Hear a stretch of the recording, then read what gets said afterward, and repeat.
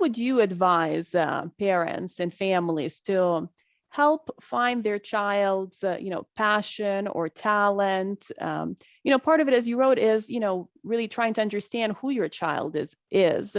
But how would you help that process? And specifically, how do you see their strengths that you should help develop? Well, I think it starts with the parents' own work, their work on themselves, honestly. And I'm still doing this, and my kids are in their 50. So we all have projections that we place on our children. And the longer I've lived, the more I see that a lot of the process of understanding and knowing your child is the process of peeling back those projections and being able to see your child separate from you. So I think that's a big part of it, is to, yes, I think it's wonderful to have your child want to go to the same school you went to, or be able to follow in the footsteps of your grandfather because you couldn't, or something, any of those kinds of stories. But more than that, I think it's a matter of stepping back just a little and watching, observing the interests and the things that your child is drawn to, and then understanding, figuring out ways to support those interests and what the underlying curriculum is that's going on there.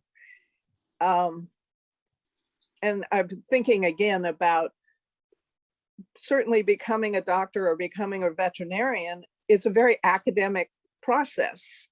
Absolutely.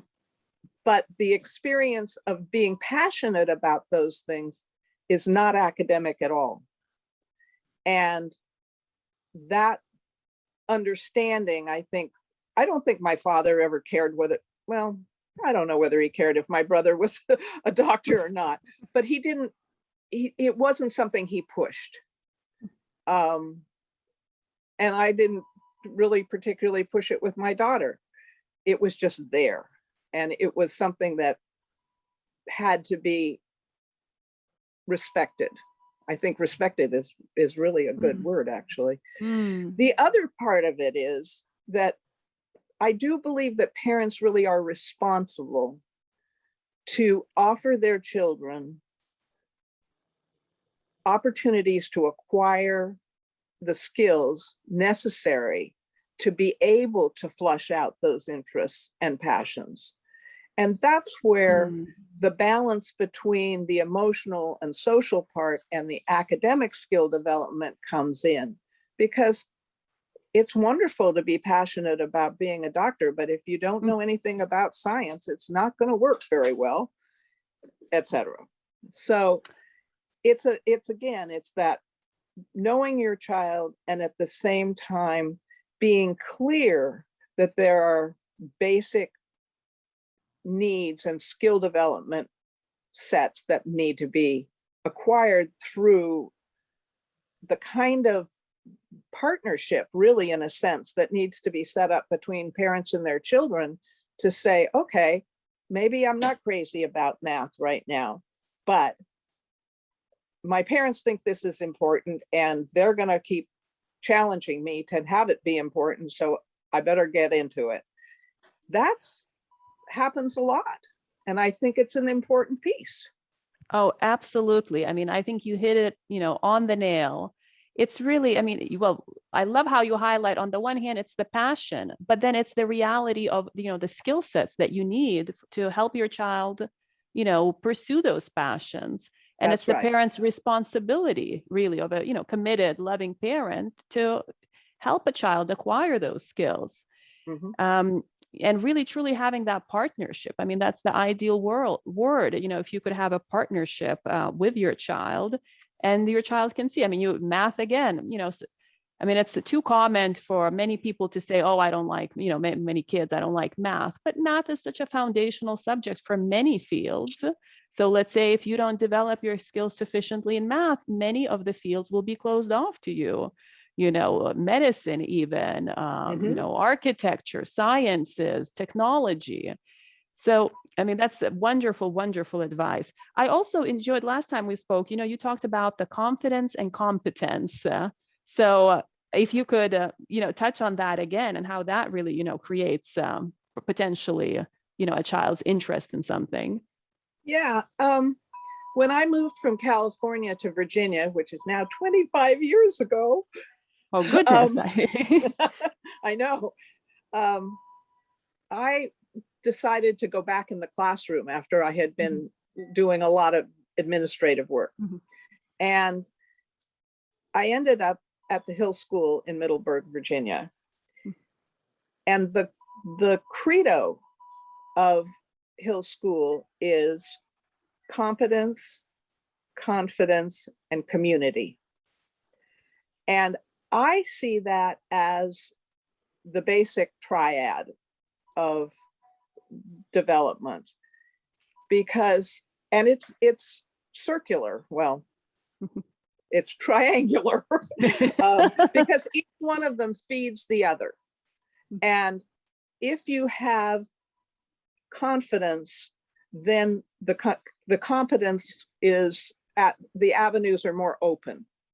And with community, you were able to have this social reinforcement of that confidence and competence along the way. So if you make a triangle with one of those words on each side, you can also put right next to community, you can put social. Right next to confidence, you can put emotional. And right next to competence, you can put academic. Wow. So I see that as kind of the triumvirate of education. So competence would be academic. Competence would be academic. Okay. Confidence. Community would be social. Social, yes. And confidence is emotional. Would be emotional. Oh, wonderful. So this is a wonderful the social, framework. Emotional, and academic corners of the triangle. Absolutely. That's a wonderful way for folks to think about it. And I appreciate that.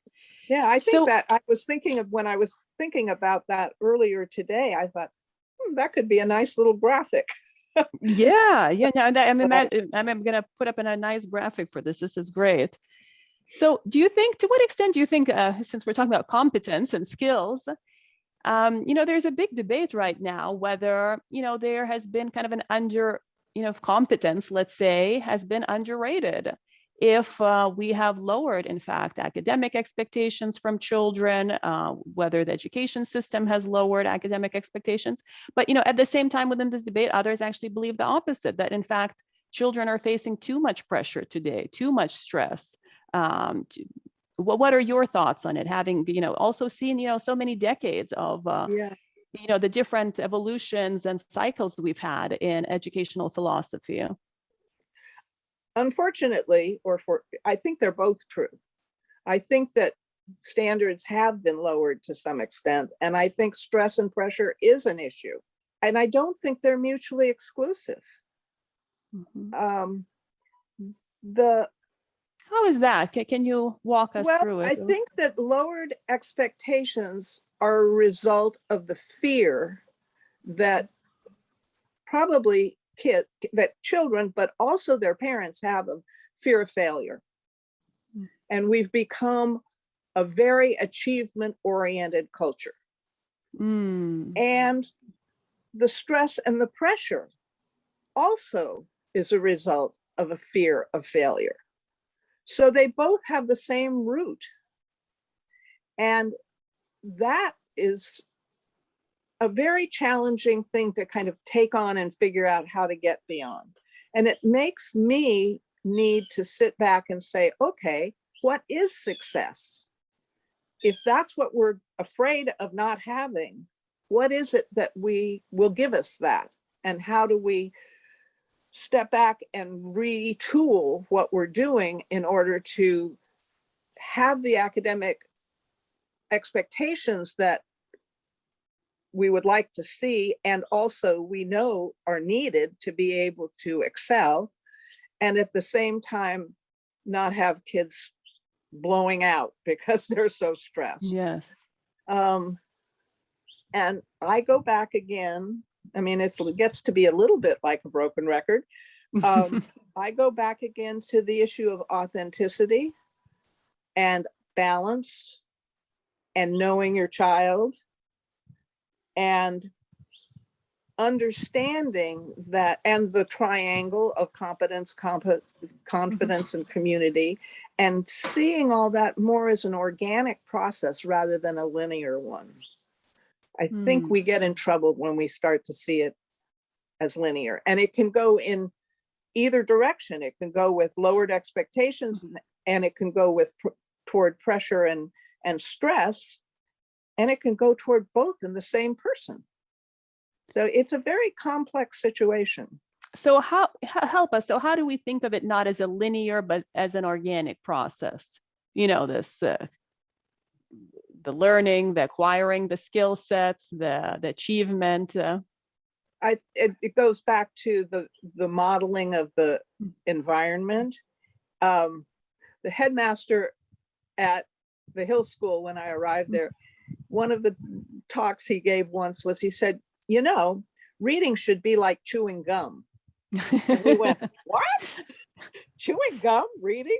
And he said, yeah, my kids, and his kids were in either graduate school or out of school by that point. He said, they used to come home in high school and read their children's picture books that they'd had because they remembered them so fondly, and they liked the stories, and they got something different out of them when they were 15 than they had when they were 7. And that made perfect sense to me. So the idea that learning becomes something that is just an everyday thing and a part of, and there's no particular, it isn't, it's its own reward. It becomes its own reward.